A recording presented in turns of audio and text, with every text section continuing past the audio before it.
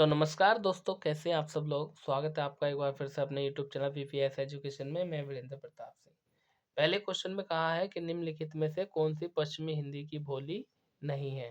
देखिए, पश्चिमी हिंदी बोली की यदि हम बात करें तो पश्चिमी हिंदी के अंतर्गत 5 बोलियां आती हैं, जिनमें से ब्रज आती है, कन्नौजी आती है, पांगरू आती है और ये जो है तुम्हारी डोगरी है, ये नहीं आती। यही आंसर है। देवनागरी लिपि में स्वरों की संख्या कितनी है? तो भैया देवनागरी लिपि में स्वरों की संख्या है 11। वहीं अगर हम बात करें तो क्वेश्चन नंबर 3 में कहा है कि रहीमन पानी राखिए बिन पानी सब सून, पानी गए न उबरे मोती मानुस चून। तो यहाँ पर जो पानी शब्द है ना, इस पानी शब्द के 3 अर्थ निकल रहे हैं। मोती के लिए चमक, मानुस के लिए उसका मान सम्मान और चून यानी आटे को बोलते हैं। तो यहाँ पर जो अलंकार होगा वो आपका श्लेष अलंकार होगा। ठीक है, जिसका अर्थ चिपको होता है। एक शब्द के 3 अर्थ यहाँ पर निकल रहे हैं। क्वेश्चन नंबर 4 श्लेष अलंकार होता है। तो देखिए, श्लेष अलंकार की यदि हम बात करें तो वो शब्द अलंकार होता है। जलवायु शब्द निम्न में से किस समास का उदाहरण है? जलवायु यानी जल के लिए या जल की वायु। तो ऑप्शन नंबर ए द्वंद्व समास है। जल और वायु दोनों अलग अलग चीजें होंगी ना, जल अलग हो गया, वायु अलग होगी, दोनों पद प्रधान है। समानाधिकरण शब्दों के मध्य में किस विराम चिन्ह का प्रयोग होता है? तो ये भैया अल्प विराम चिन्ह का प्रयोग होता है। नेक्स्ट, संख्यागमन शब्द का सही संधि विच्छेद क्या होगा? तो संख्यागमन तो इसमें होगा सखी प्लस आगमन। ठीक है, ऑप्शन नंबर बी। 7 की बात कर रहे हैं, 7 का, अरे सखी, हाँ ठीक है, लेकिन मात्रा ये वाला होगा, ये वाला। ठीक है, ये वाला ठीक है, ये वाला नहीं होगा क्योंकि मात्रा उसमें आगे से लगी हुई है ना, बड़ी की मात्रा लगेगी। क्वेश्चन नंबर 8, कक्षा 10 में छात्र ने अपना अनुपस्थिति दंड माफ कराने के लिए प्रधान अध्यापक को पत्र लिखा। उसका यह पत्र किस वर्ग में आएगा? तो देखिए, अगर हम बात करें कक्षा 10 का छात्र है, उसने जो है अपनी दंड को माफ करने के लिए यानी जो गलती है सजा को खत्म करने के लिए पत्र लिखा प्रधानाध्यापक को, तो वो आएगा तुम्हारा आवेदन पत्र में। ठीक है, क्योंकि उसने आवेदन करा के साहब मेरी गलतियों को माफ कर दो, मुझे क्षमा कर दो। राजा सेवक को कंबल देता है, तो वाक्य में रेखांकित पद में कौन सा कारक है? तो वो राजा ने सेवक को कंबल दे दिए, मतलब अपने पास से देगी। कम्बल और राजा दोनों अलग अलग हो गए, तो जहां अलग होने का बोध हो वहां संप्रदान कारक होता है। क्वेश्चन नंबर 10, निम्नलिखित में से कौन सा वाक्य पूर्ण भूतकाल का उदाहरण है? यानी कौन सा वाक्य है जिसमें पूर्ण रूप से भूतकाल की बात की गई है? तो वे गए थे, ये आपका पूर्ण रूप से भूतकाल का वाक्य है। वहीं हम बात करें क्वेश्चन नंबर 11 की, तो इसमें कह रखा है कि निम्नलिखित प्रश्न में 4 विकल्पों में से दिए गए वाक्य में से काल को पहचानिए। यदि मैं समय पर स्टेशन पहुंचता तो मेरी गाड़ी न छूटती। अब इस क्वेश्चन की यदि मैं बात करूं, क्वेश्चन नंबर 11 की, तो देखो, जब एक क्रिया पूरी होती है दूसरी क्रिया पर डिपेंड होती है, तो वहां पर हेतु हेतुमत भूतकाल होता है। यानी एक क्रिया पूरी होने के लिए दूसरी क्रिया पर डिपेंड है। जैसे अगर मैं समय पर पहुंचता, एक तो यह पहुंचता, तब मेरी गाड़ी ना छूटती। दो क्रिया हो गई नहीं हो गई? जब एक क्रिया दूसरी क्रिया पर निर्भर हो जाए तो हेतु हेतुमत काल होता है। क्वेश्चन नंबर 12, इसमें कहा है कि सरल या साधारण वाक्य किसे कहते हैं? तो देखिए, सरल या साधारण वाक्य उसे कहते हैं जिसमें एक उद्देश्य और एक विधेय और एक ही क्रिया हो। ऑप्शन नंबर डी आपका राइट आंसर यहाँ पर हो जाएगा। वहीं हम बात करें, बना दी क्वेश्चन नंबर 13 की, उसने नहाकर भोजन किया। इस वाक्य में नहाकर निम्नांकित में से किस क्रिया का उदाहरण है? तो देखिए, नहाकर भोजन किया, कहने का मतलब ये है कि ये पूर्वकालिक क्रिया है। पहले वो नहाया था, उसके बाद भोजन किया था, है नहीं? जब एक क्रिया के बाद दूसरी क्रिया होती है तो पहली वाली क्रिया को पूर्वकालिक क्रिया कहते हैं। तो नहाकर जो है ये पूर्वकालिक क्रिया हो गई। क्वेश्चन नंबर 14, झूठा सच के लेखक कौन है? Very very most important question. Jaspal, जो जसपाल लेखक हैं, इन्होंने एक पुस्तक लिखी है जिसका नाम है झूठा सच। वहीं हम बात करें क्वेश्चन नंबर 15 की, तो इसमें कह रहा है कौन सा शब्द भिन्न अर्थ और प्रकृति का है? ठीक है, जिसका अर्थ भी अलग है और प्रकृति भी अलग है, ये हमें बताना। तो देखो, ये हो जाएगा ऑप्शन नंबर डी। ठीक है, अघुनातन। देखो, चिरंतर लगातार, सनातन लगातार, शाश्वत लगातार, लेकिन ये अलग है। क्वेश्चन नंबर 16, नीचे दिए गए शब्द युग में कौन सा त्रुटिपूर्ण है। मतलब ये जो शब्द युग्म दिया है तुम्हें ये बताना है कि इनमें से कौन सा त्रुटि यानी गलती का लिखा हुआ है, गलती का भरा हुआ है। देखो, अनंत, शांत, आकृष्ट, विकृत एक दूसरे के विलोम है। ये जड़ और चेतन ये भी विलोम है, लेकिन ये विलोम नहीं है, दोनों एक दूसरे के अनुग्रह और आज्ञा है। ठीक है, यही गलत है, गलत वाला ही पूछा। अधोलिखित में एक पर्यायवाची युग्म सही नहीं है। देखो, पुरंदर और अमरपति दोनों इंद्र के पर्यायवाची हैं, ठीक है। सरोवर और पुष्कर तालाब के पर्यायवाची हैं, ठीक है। लेकिन जलधि और अम्बुद ये गलत है। इनमें एक समुद्र का पर्यायवाची हो रहा है और एक हो रहा है बादल का, ये गलत है। ये सांप के पर्यायवाची हैं दोनों।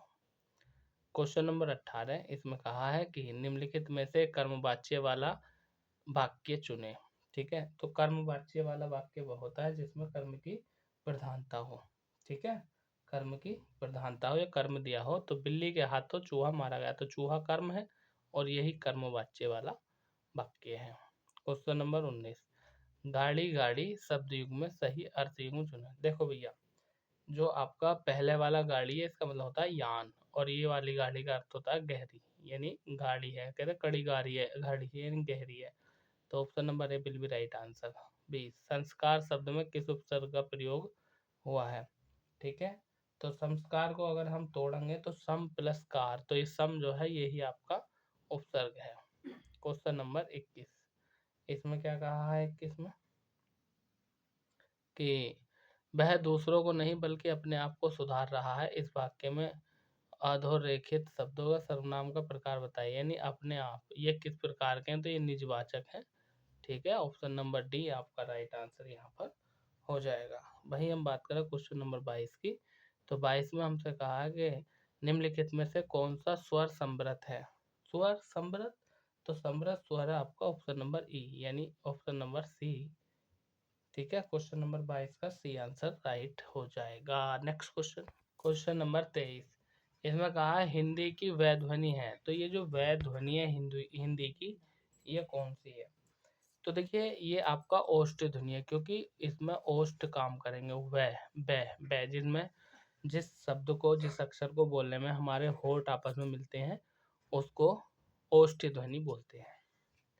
और ये जो वै वर्ण है ये कैसा है, अगर हम इसकी बात करें वै वर्ण की, तो ये आपका दंतोष्ठ है, क्योंकि उसको बोलते हैं वै और इसको बोलते हैं वै, यानी होंठ आधे गोलाकार होते हैं और वै कंठ से आवाज निकलती है। क्वेश्चन नंबर 25, वह स्त्री जिसका पति प्रदेश यानी विदेश गया है उसे क्या कहेंगे। तो जिस स्त्री का पति विदेश चला गया उसको कहेंगे प्रोसित पति का। ऑप्शन नंबर सी आपका राइट आंसर यहाँ पर हो जाएगा। अब देखिए, यदि हम बात करें, नेक्स्ट कह रखा है कि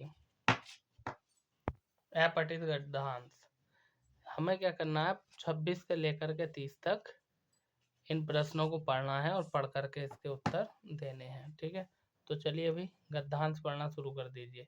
देखो, स्क्रीनशॉट ले लो इसका जल्दी से आप, चलिए जल्दी से स्क्रीनशॉट लीजिए इसका। चलो, फिर से लो इसका स्क्रीनशॉट। इस गद्यांश को पढ़कर के प्रश्न आप ही करने वाले हो।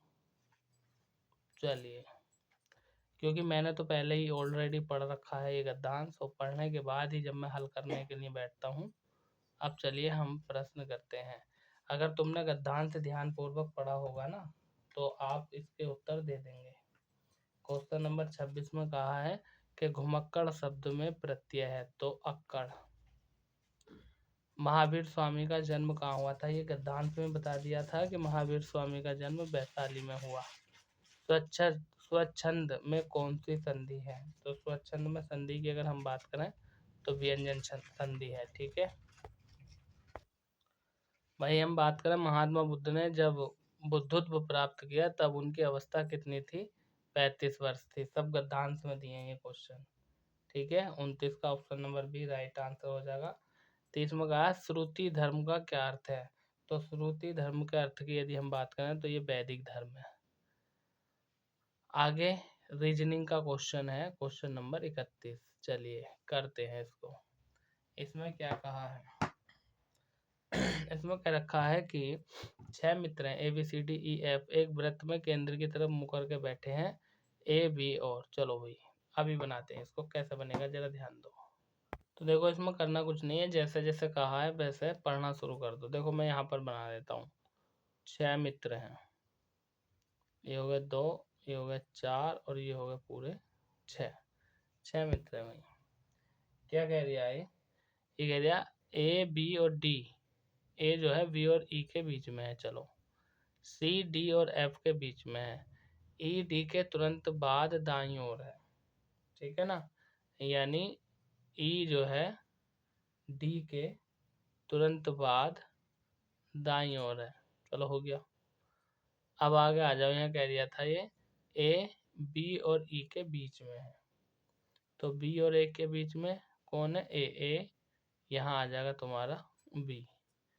आगे कह दिया C D और F के बीच में है, तो C यहाँ पर आ जाएगा C, D ये है और F यहाँ पर रख लो। अब जो पूछा वो बता दो। कह दिया F का स्थान B से, F का स्थान B से किस प्रकार संबंधित है। तो यदि हम बात करें तो देख लो, दाएं से तीसरा आ रहा, ऑप्शन नंबर C आपका राइट आंसर यहाँ पर हो जाएगा। क्वेश्चन नंबर 32 में क्या कहा है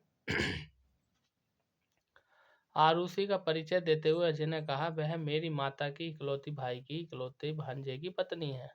आरुषि का अजय से क्या संबंध है, पत्नी हो गई उसकी, ठीक है। एक बार सही से आप पढ़ोगे सवाल हो जाएगा, इतना हार्ड नहीं है।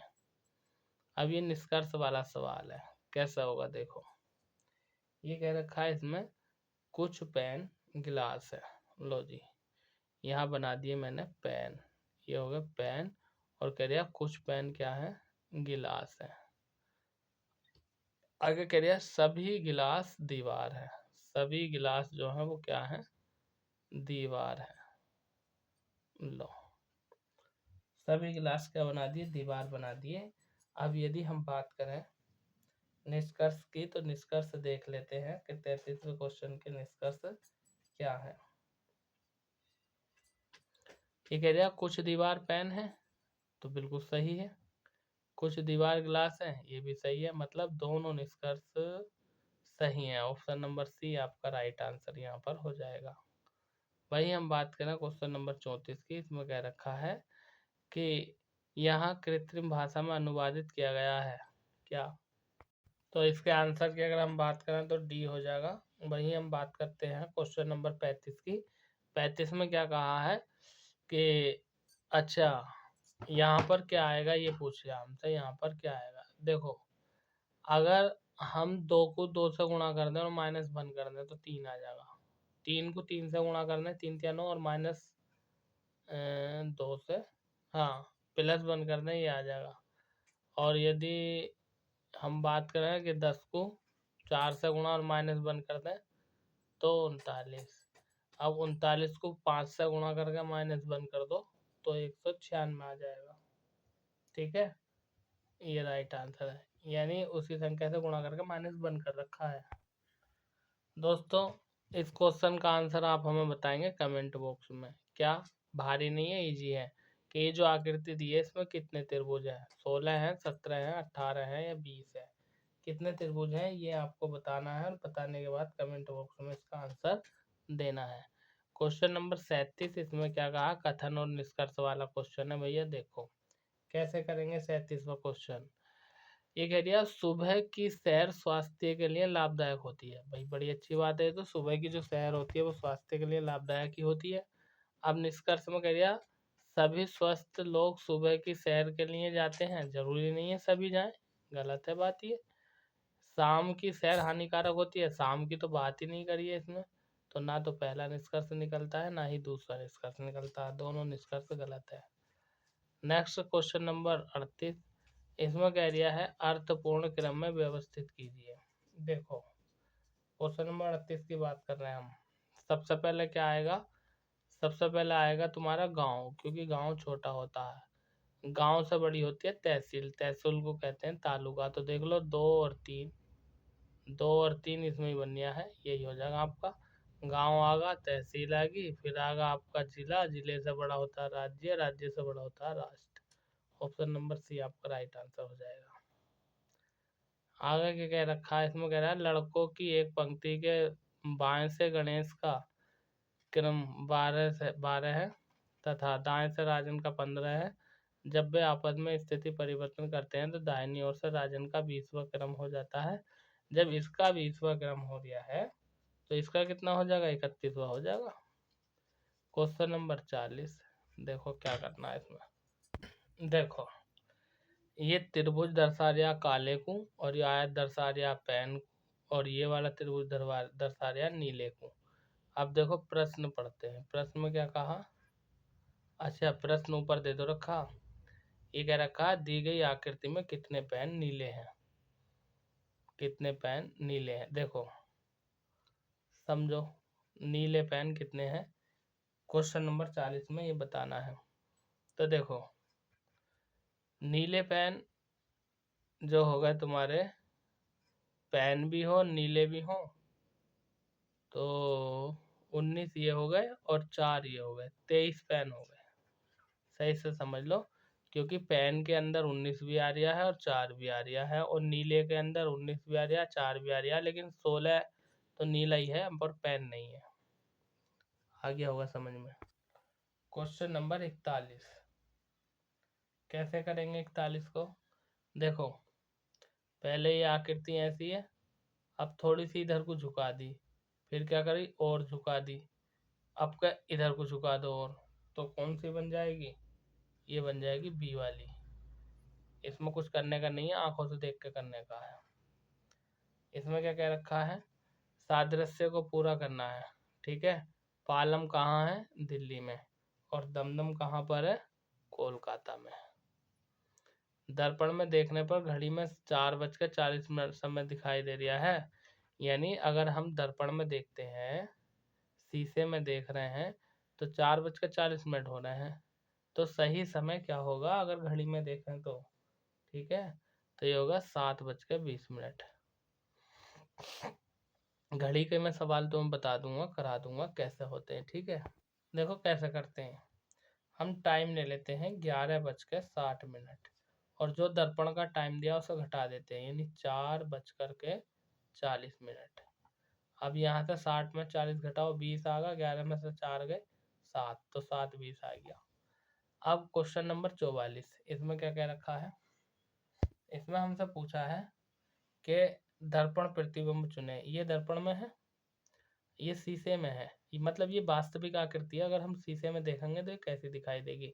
तो इसमें कुछ नहीं होता है, दाएं का बाएं हो जाता है, बाएं का दाएं हो जाता है, यानी कि ऑप्शन नंबर ए आपका राइट आंसर हो जाएगा। भाई हम बात करें क्वेश्चन नंबर 45 की, तो देखो भाई यहाँ पर 1 का घन 1, 3 का घन, 1 का घन 1, 2 का घन 8 और 3 का घन 27, 4 का घन 64, 5 का घन 125 और 6 का घन 216।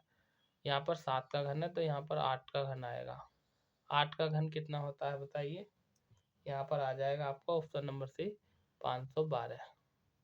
ठीक है, घन कर रखा घन।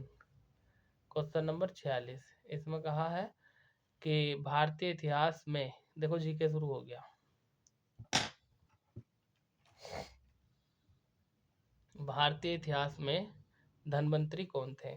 तो धन्वंतरी की अगर हम बात करें तो ये जो है हर्षवर्धन के समय में एक प्रसिद्ध नाटककार भी थे, और धन्वंतरी एक, हाँ नाटककार थे।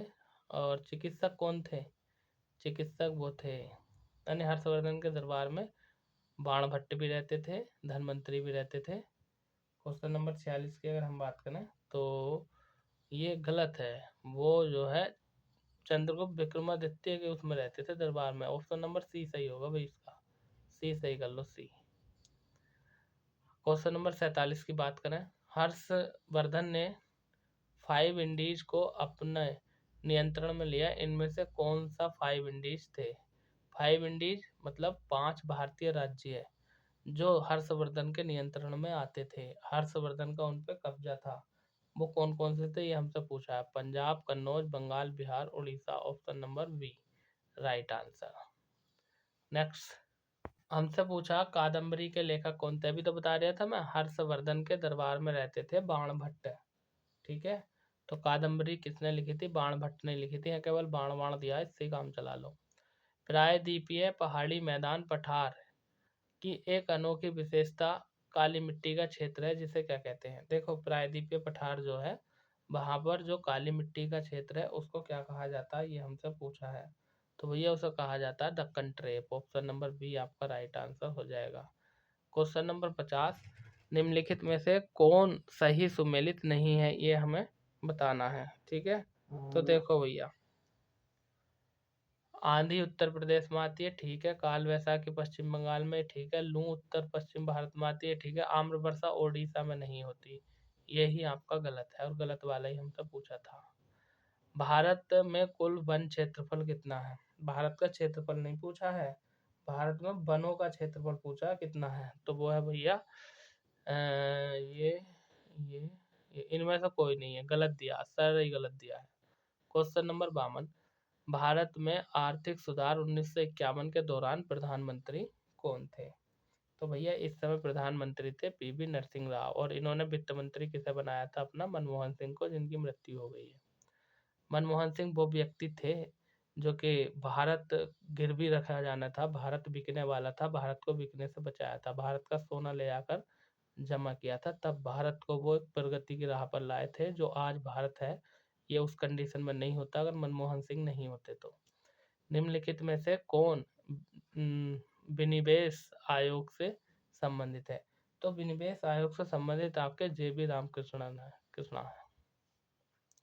क्वेश्चन नंबर 54, निम्न में से कौन भारत के थोक मूल्य सूचकांक के मुख्य घटक हैं?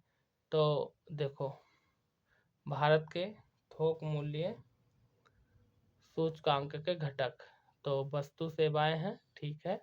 ईंधन और बिजली है, ये भी ठीक है। सेवाएं नहीं है, ये है। तो ऑप्शन नंबर ए आपका राइट आंसर हो जाएगा। पहला, दूसरा और चौथा है।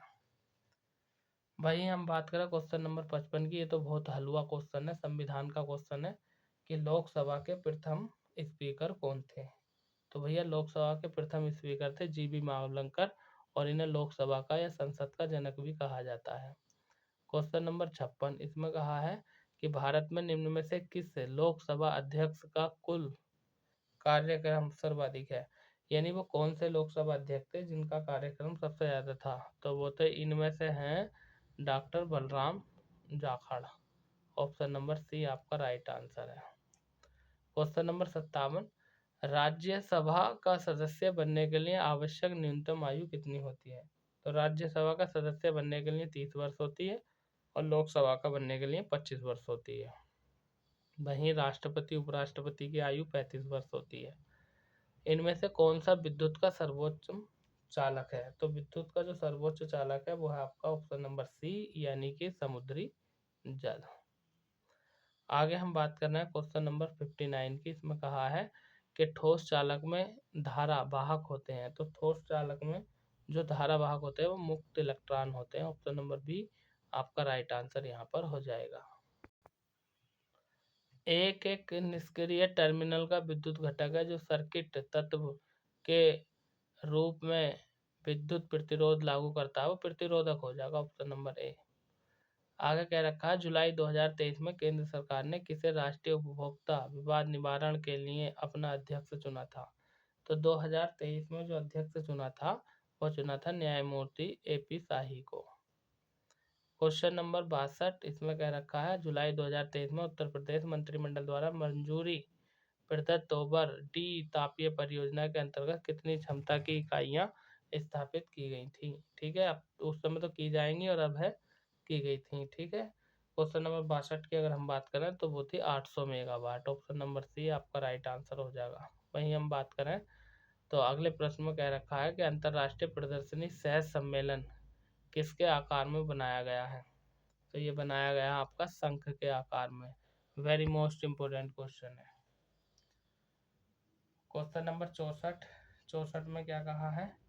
इसमें कह रखा है कि वित्त वर्ष 2022-23 में कौन सा राज्य भारत में इलेक्ट्रॉनिक निर्यात राज्यों की सूची में पहले स्थान पर है? तो वो था आपका ऑप्शन नंबर ए तमिलनाडु।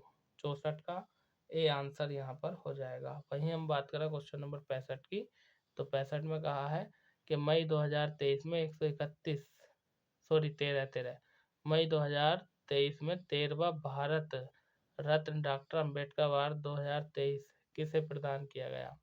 तो 13वां भारत रत्न डॉक्टर अंबेडकर अवार्ड जो दिया गया था वो दिया गया था आपका योगी आदित्यनाथ को। ऑप्शन नंबर बी आपका राइट आंसर यहाँ पर हो जाएगा। क्वेश्चन नंबर 66, इसमें क्या कहा है कि निम्न में से क्या सामान्यतः गणना नहीं कर सकता? तो प्रिंटर नहीं कर सकता, तो मोबाइल से भी जोड़ घटा गुणा भाग कर लेंगे, कैलकुलेटर से कर लेंगे, कंप्यूटर से कर लेंगे, लेकिन प्रिंटर से गणना नहीं की जाएगी। ये क्वेश्चन नंबर 66 का डी आंसर बिल्कुल ठीक है। वहीं हम बात करें क्वेश्चन नंबर 67 की, तो इसमें कहा है कि SMS का अर्थ क्या है? जो हम तुम भेजते हैं ना SMS यानी मैसेज, उसके फुल फॉर्म पूछिए SMS की। ठीक है, तो SMS की यदि हम बात करें तो ये हो जाएगा short messaging service. Option number B आपका राइट आंसर यहाँ पर हो जाएगा। क्वेश्चन नंबर 68, इसमें कहा है कि कंप्यूटर का मॉनिटर होता है, कंप्यूटर का जो मॉनिटर होता है वो आउटपुट डिवाइस होती है। ठीक है, क्वेश्चन नंबर 69 हमसे पूछा कंप्यूटर क्या है? तो देखो भाई, कंप्यूटर की यदि हम बात करें तो कंप्यूटर कभी कभी वायरस द्वारा आक्रमित होता है। इस क्वेश्चन का आंसर ये बैठेगा जो कि राइट है। और ऑप्शनों की अगर हम बात करें तो इन्हें भी देख लेते हैं। पहले ऑप्शन में कहा है कि आंकड़ों के भंडारण वाली एक सक्षम व्यक्ति है, ये भी यार ये भी ठीक है। आंकड़ों के विश्लेषण करने के लिए सक्षम है, ये भी ठीक है। ये भी ठीक है भैया, इसके चारों ठीक हो जाएंगे। ऑप्शन देखें क्या है इसके। ऑप्शन नंबर डी सही हो जाएगा, चारों सही हैं। ठीक है, आगे क्वेश्चन नंबर 70 में क्या रखा कि डेटा प्रविष्टि को निम्नलिखित में से किस विकल्प द्वारा अधिकृत नहीं किया जा सकता? जो डेटा होता है उसको किसके द्वारा अधिकृत नहीं किया जा सकता, ये हमसे पूछा है, तो COM के द्वारा। ठीक है, कंप्यूटर के क्वेश्चन चल रहा है ये। दोस्तों यदि ये वीडियो आपको पसंद आ रहा हो और आपको लगता है कि बेनिफिशियल है तो वीडियो को लाइक कर दें और चैनल को सब्सक्राइब कर दें। क्वेश्चन नंबर 71 में क्या कहा है कि रन करने के लिए वेट कर रहे प्रोग्राम की सूची को क्या कहते हैं? क्यूज कहते हैं।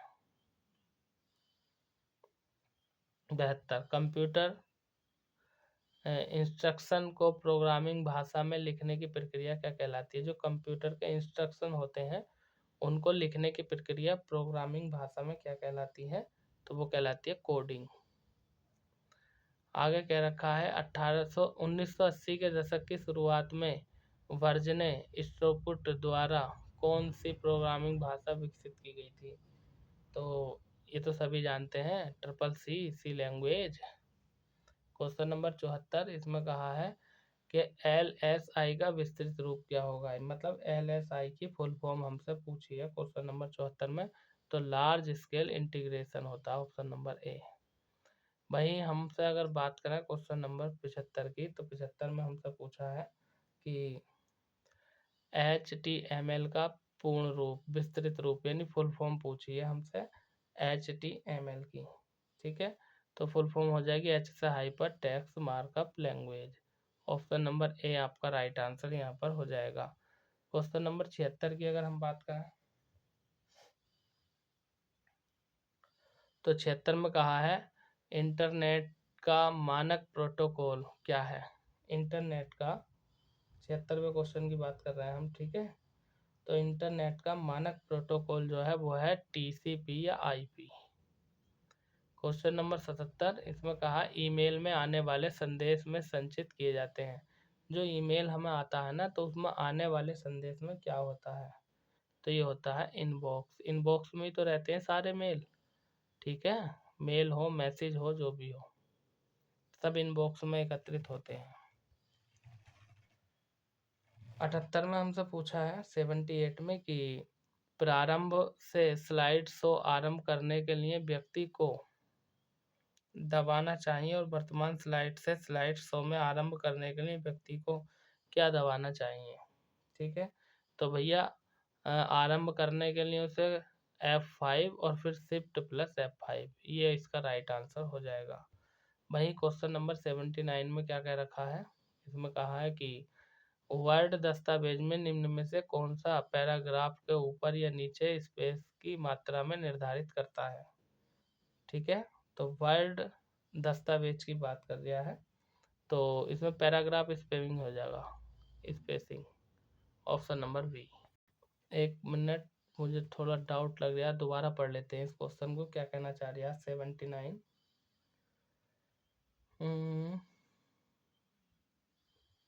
हाँ ठीक है, यही ठीक है इसका 79 का बी। क्वेश्चन नंबर 80 में कहा है कि DBMS में एक तालिका में कॉलम को क्या कहा जाता है। तो जो आपका DBMS है ना, इसकी एक तालिका में कॉलम को कहा जाता है गुण, यानी एट्रीब्यूट। अब 81 उत्तर प्रदेश जीके के क्वेश्चन चल पड़े, यूपी जी के। सूची 1 को सूची 2 से मिलाना है। चलिए भैया 81वां क्वेश्चन कीजिए। लो, इधर है आपकी इमारत और इधर है स्थान।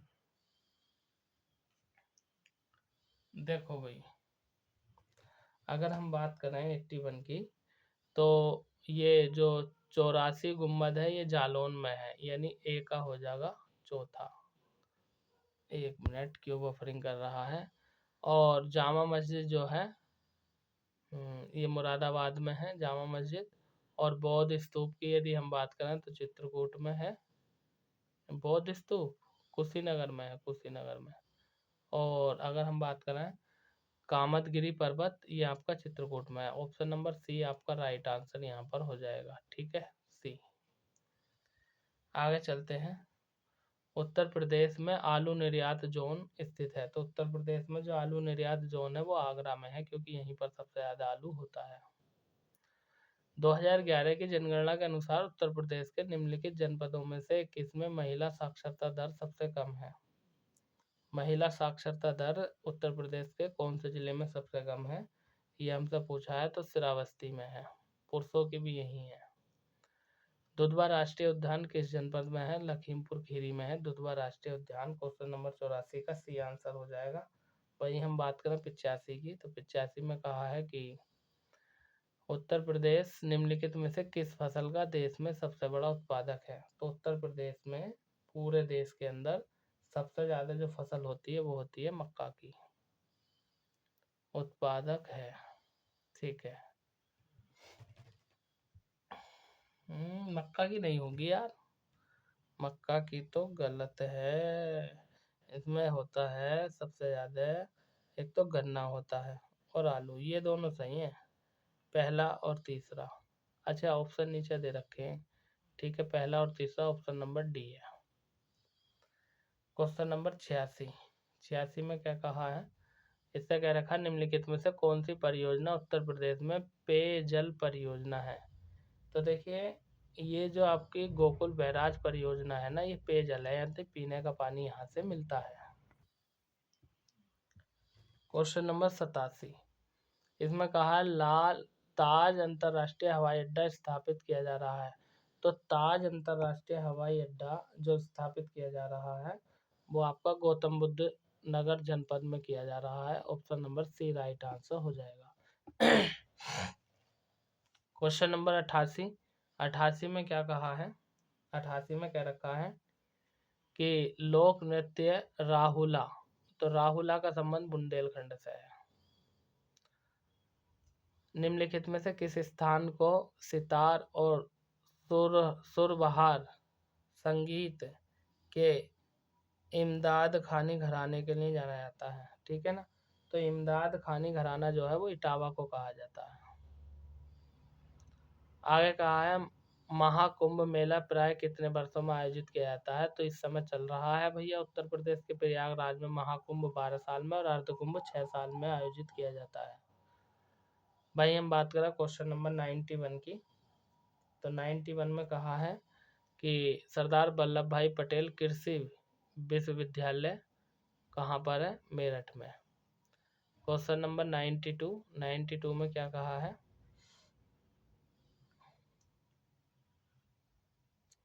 92 में कहा है कि निम्नलिखित में से कौन सा रामसर स्थल उत्तर प्रदेश में स्थित नहीं है। ठीक है, तो उत्तर प्रदेश में कौन सा स्थित नहीं है ये हमसे पूछा है 92 में। सुर सरोवर है, सरसई नवाब झील समस्तपुर मैनपुरी में है। ये सुरसरी में मानपुर झील नहीं है, ये उत्तर प्रदेश में नहीं आती है। क्वेश्चन नंबर 93, उत्तर प्रदेश के किस जिले में राज्य का पहला आदिवासी संग्रहालय यानी थारू जनजातीय संग्रहालय बनाया गया है?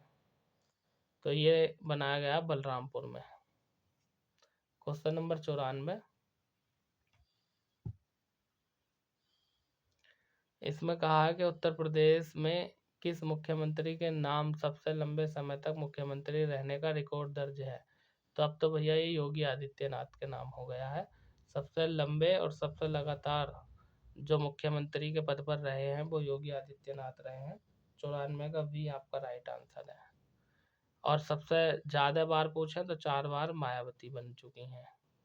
क्वेश्चन नंबर 95, एशिया की सबसे बड़ी multi product paint factory Uttar Pradesh के किस जिले में स्थापित है? यानी एशिया की सबसे लंबी है मल्टी प्रोडक्ट पेंट फैक्ट्री, तो ये है आपकी हरदोई में। वही हम बात करें क्वेश्चन नंबर 96 की, तो इसमें कह रखा है कि पद्म पुरस्कार 2023 में उत्तर प्रदेश के किस मुख्यमंत्री को मरणोपरांत पद्म विभूषण पुरस्कार से सम्मानित किया गया? तो भैया वो थे धरती पुत्र मुलायम सिंह यादव। इन्हें धरती पुत्र कहा जाता था, अब इनकी मृत्यु हो चुकी है। क्वेश्चन नंबर 97, सूची 1 का सूची 2 से मिलान करवा दिया है, यानी इधर दिए उद्योग और इधर दिया स्थान। देखो 97, अगर हम बात करें दिया सलाई, तो दिया सलाई कहाँ बनती है? दिया सलाई बनती है आपकी बरेली में। पहले का तीसरा, ये रखा पहले का तीसरा, इससे ही काम हो गया। ठीक है, और यदि हम बात करें पीतल के बर्तन मुरादाबाद में बनते हैं। ये हमारा वाला मुरादाबाद है जहाँ से हम बिलोंग करते हैं। यहाँ भी यही दे रखा सूची 1 का सूची 2 से। इधर है जनपद का नाम, इधर है मुख्यालय, यानी कौन से जनपद का कौन सा मुख्यालय है। क्वेश्चन नंबर 98 में हमसे ये पूछा है। ठीक है, तो देखिए जो अंबेडकर नगर है इसका मुख्यालय है आपका अंबेडकर नगर का अकबरपुर में। तो देख लो भैया, पहले का तीसरा कौन से में दे रखा? ए में दे रखा है। आगे देखते हैं पहले का तीसरा, कानपुर देहात का है अकबरपुर माटी, तो ऑप्शन नंबर डी हो जाएगा यहाँ पर आपका राइट आंसर। ठीक है, चलिए क्वेश्चन नंबर 99, इसमें क्या कहा है? वर्ष 1909 में आगरा में आयोजित उत्तर प्रदेश संयुक्त प्रांत कांग्रेस के राजनीतिक सम्मेलन की अध्यक्षता किसने की थी? यानी 1909 में जो कांग्रेस का अधिवेशन हुआ था वो संयुक्त प्रांत में हुआ था। उस समय उत्तर प्रदेश को संयुक्त प्रांत ही बोलते थे। तो उसकी अध्यक्षता किसने की थी ये हमसे पूछा है, तो मोतीलाल नेहरू ने की थी। अंतिम क्वेश्चन चाहे जो भी हो वो मैं देता हूँ होमवर्क। ठीक है, तो भैया आप जो है चैनल को सब्सक्राइब कर दो, साथ में बेल आइकन का बटन दबा दो, ऑल पे क्लिक करना, ऑल पे ALL ऑल, और वीडियो को लाइक करके अपने यार दोस्तों में शेयर कर दो। हम सब पूछ रहे हैं आधुनिक उपयोग के लिए टेबलेयर जैसी उच्च चमक वाली विशेषकृति चमकदार वस्तु उत्तर प्रदेश के निम्नलिखित में से किस क्षेत्र में उत्पादित की जाती हैं? चलिए क्वेश्चन थोड़ा टफ है पर बहुत ईजी है, अगर आप थोड़ा ध्यान लगाएंगे तो हो जाएगा। अगर थोड़ा सा भी उत्तर प्रदेश का जी के आपने पढ़ा है तो वेरी वेरी मोस्ट इम्पोर्टेंट और वेरी वेरी इजी आंसर है। तो क्वेश्चन नंबर 100 का आंसर आपको देना कमेंट बॉक्स में। मेरा नाम वीरेंद्र प्रताप सिंह है, मैं आपके उत्तर प्रदेश के डिस्ट्रिक्ट मुरादाबाद का रहने वाला हूँ। आप हमें कहाँ से देख रहे हैं कमेंट बॉक्स में ज़रूर बताइएगा। प्रैक्टिस सेट आज मैंने कोशिश करी है सबसे कम समय में खींचने की, 20 मिनट पहले मैंने सेट ख़त्म कर दिया है। तो कैसा लगा आपको ये सेशन हमें कमेंट बॉक्स में बताइएगा। और रीजनिंग का एक सवाल मैंने आपको दिया है त्रिभुज वाला, उसका आंसर भी कमेंट में दीजिएगा, मैं आपके कमेंट का इंतज़ार करूँगा। ठीक उस तरह से करता हूँ जिस तरह से तुम समझती हो। फूल है गुलाब का चमेली का ना समझना, और मैं दीवाना हूँ आपका अपनी सहेली का मत समझना। तो दोस्तों जैसे हम आपको पसंद करते हैं आप भी हमें पसंद कीजिए। थैंक यू सो मच, धन्यवाद।